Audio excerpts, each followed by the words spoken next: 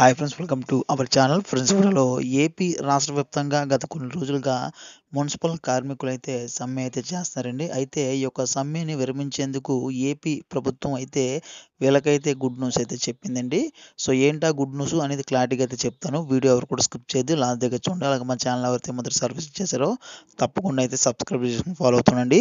Friends, మనకి ఏపీలో municipal కార్మికులు కొన్ని రోజులుగా చేస్తున్న సమ్మెను విరమింపజేసేందుకు ప్రభుత్వం ప్రయత్నాలు మొదలుపెట్టింది. ప్రజా ఆరోగ్య విభాగంలో కొన్ని కేటగిరీల సిబ్బందికి 6,000 చొప్పున హెల్త్ అలవెన్స్ ప్రకటిస్తూ ఉత్తర్వులు జారీ చేసింది.